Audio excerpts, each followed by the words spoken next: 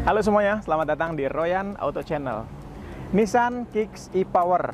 Ini adalah Nissan Kicks e-Power generasi kedua atau yang facelift, yang mana sudah ada beberapa perubahan. Nah, sebetulnya kami sudah membuatkan video first impressionnya untuk ini mobil. Kalau yang belum nonton, silahkan klik link di atas ya. Nah, untuk video kali ini, kita akan lebih membahas ke driving experience-nya. Gimana rasa berkendaranya, apakah berbeda dengan yang sebelumnya ataukah sama aja? Tonton terus videonya sampai akhir.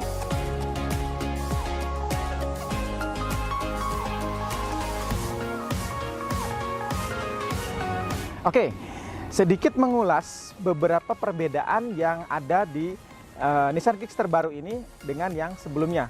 Nah, kalau memang perlu nanti kita akan bandingkan head to head apa saja yang berbeda dari kedua mobilnya. Nah, yang pertama untuk bagian depan ini hampir tidak ada perubahan sama sekali.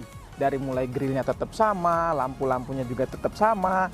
Yang berbeda hanya di bagian atas kacanya itu. Ada kamera yang berfungsi sebagai lane departure warning. Jadi di mobil yang Kicks terbaru ini atau yang facelift ini sudah ada fitur tambahan yaitu lane departure warning.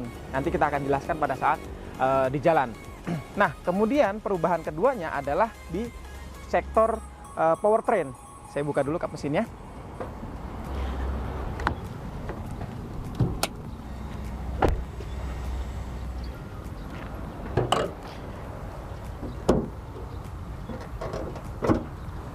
Nah, di sisi powertrain ini ada cukup banyak perubahan. Dari segi layout mesinnya juga berubah, kemudian torsinya berubah, powernya berubah.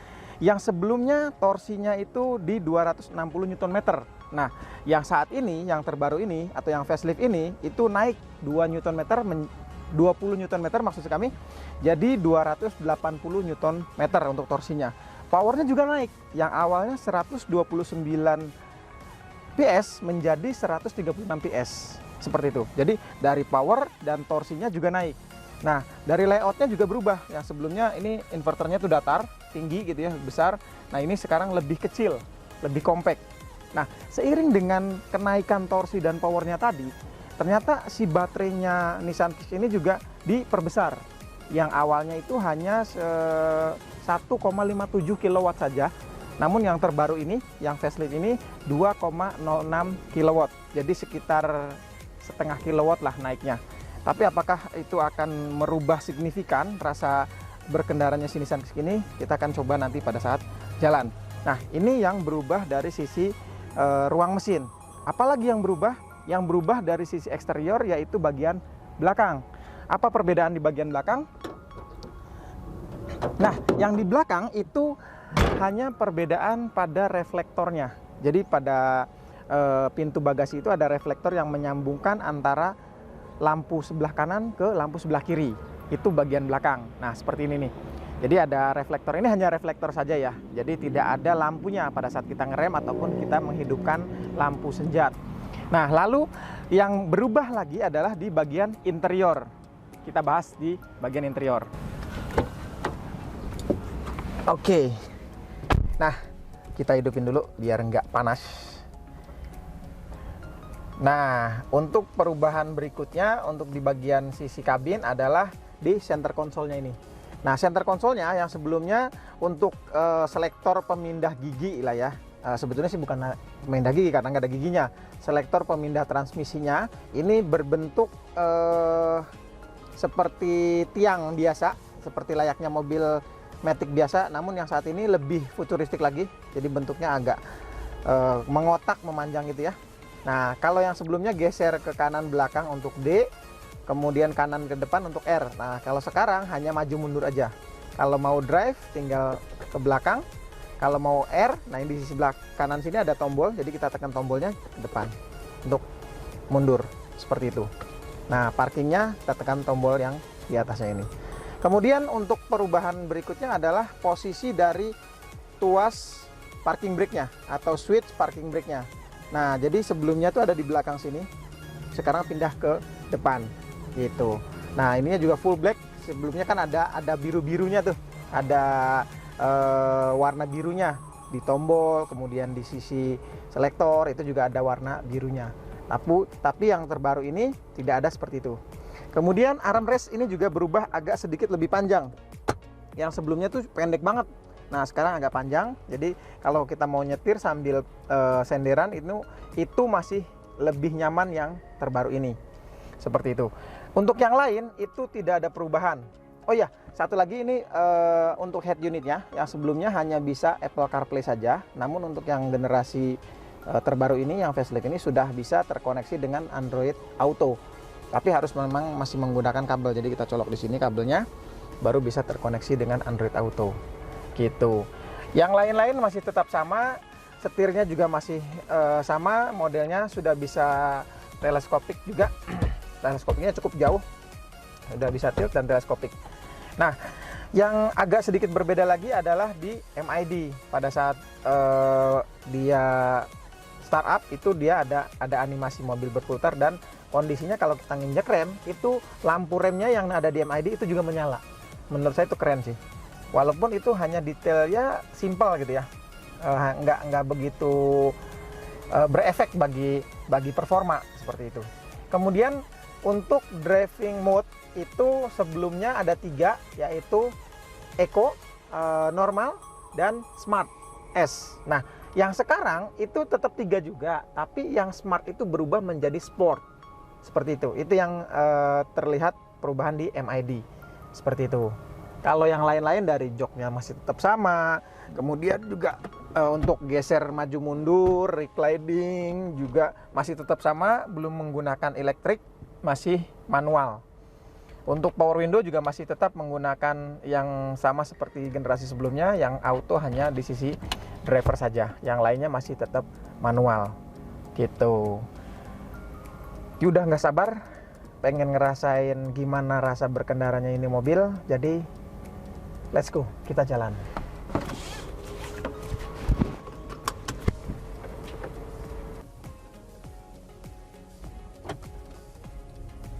Nah, yang saya rasakan tidak ada perubahan juga ada di door locknya ya. Jadi door locknya belum auto. Kalau misalkan door locknya sudah auto pada saat kecepatan 10 km per jam misalkan gitu ya, kemudian dia akan mengunci secara otomatis. Ini masih belum ada di mobil ini.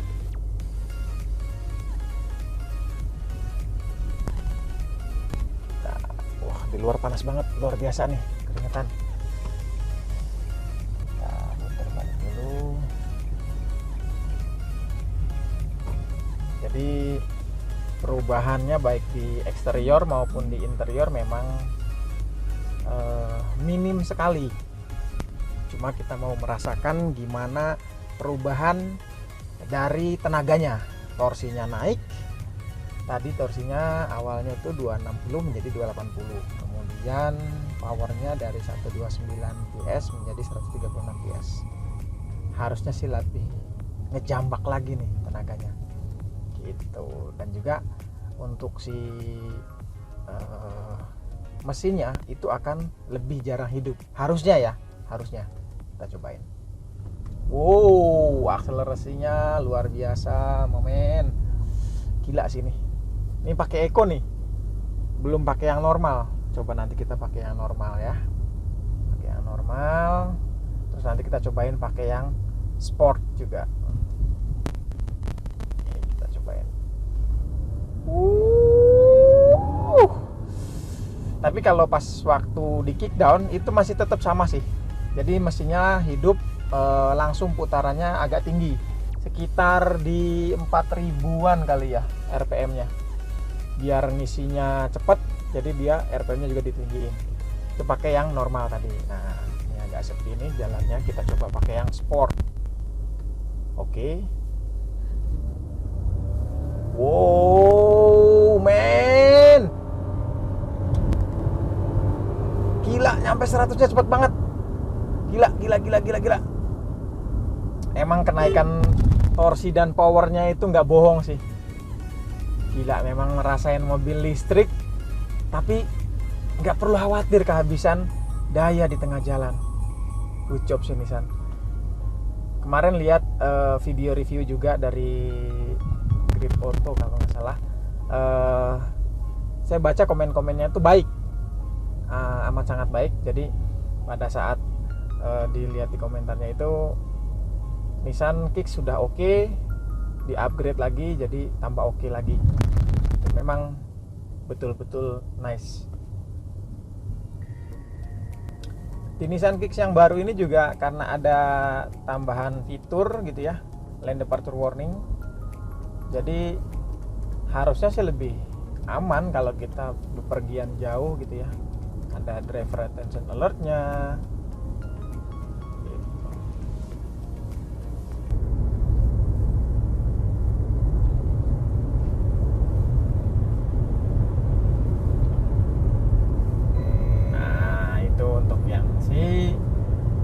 Lane departure warningnya.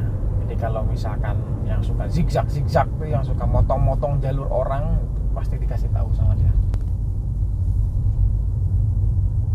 Jadi kalau kita keluar jalur atau nginjek garis gitu ya, sebelah kanan atau sebelah kiri, tanpa menghidupkan lampu sen, maka dia akan berbunyi, akan memberikan warning.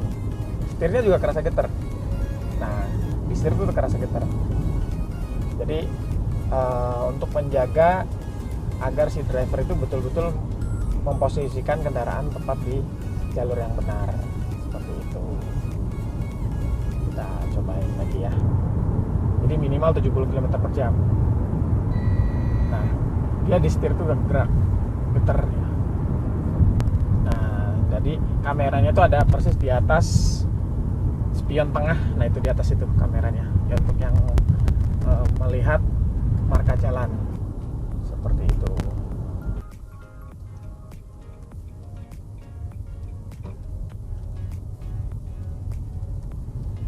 Rasa duduknya itu kalau menurut saya pribadi lebih enak daripada Nissan Leaf loh. Jadi kursinya yang desain zero gravity seatnya itu memang kerasa banget sih. Di punggung itu kayak meluk gitu loh. Pas banget di alur tubuh saya itu pas banget. Tapi mungkin bagi sebagian orang yang memang tingginya lebih tinggi dari saya, mungkin saya tingginya 170 cm, itu mungkin akan berbeda gitu ya rasanya. Tapi saya pribadi ini oke sih, duduk di dalam sangat ergonomis lah. Apalagi setirnya kan sudah bisa teleskopik juga. Jadi rasa duduknya lebih nyaman dibandingkan Nissan Leaf. Kalau itu pendapat pribadi ya, saya nyobain Nissan Leaf tuh biasa aja kursinya, tapi kalau ini lebih memeluk gitu. Jadi kalaupun kecepatan tinggi kita zigzag itu lebih diem gitu badannya, kayak bucket seat aja.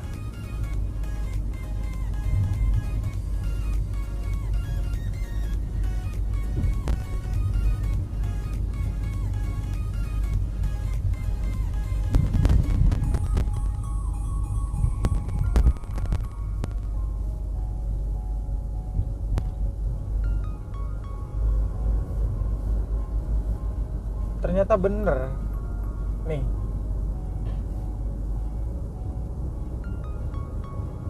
Tarikannya luar biasa, enak banget sih ini. Kalau ada rezeki lebih, kayaknya beli Nissan Kicks oke nih. Nanti kita coba ngumpulin dulu budgetnya.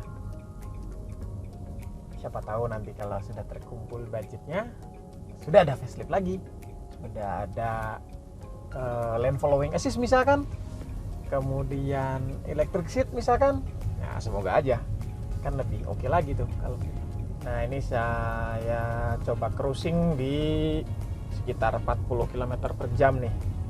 Nah, ini terlihat sekali si mesinnya itu tidak hidup. Nah, belok dulu ya. Nah, kita cruising nih di 30 ya. Ini rata-rata kecepatan kita kalau di dalam kota kan ya 30-40 gitu ya. Nah, ini lagi hidup nih mesinnya, lagi ngisi baterainya. Jadi ngisi baterai sekaligus dia menjalankan mobil gitu. Nah, kalau di roda ada lingkaran biru, itu artinya si motor listriknya sedang melakukan regenerative braking. Oke, kita contohin lagi ya. Jadi dari mesinnya ngisi, nah pada saat kita lepas gas, nah itu rodanya berwarna biru, itu dia artinya sedang ngisi atau regenerative braking, jadi pengecasan ulang otomatis. Ini kita lagi pakai full dari baterai aja nih, mesinnya lagi mati tuh. Gitu.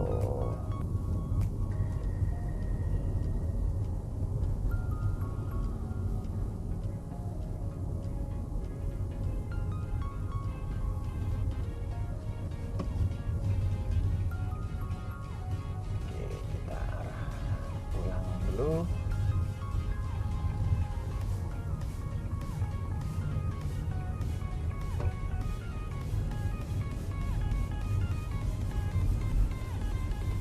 Oke, memang ini rasanya beda sih, lebih nyaman.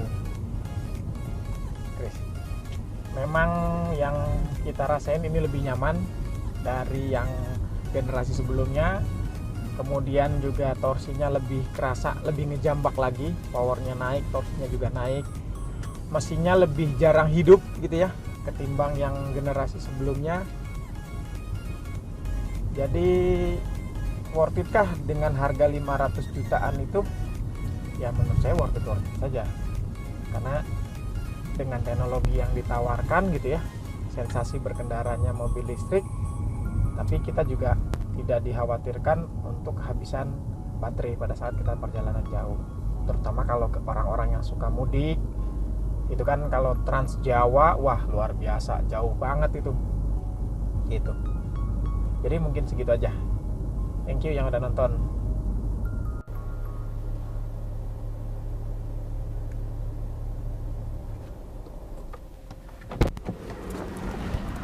Nah itu tadi teman-teman, hasil test drive Nissan Kicks e-Power generasi terbaru ini.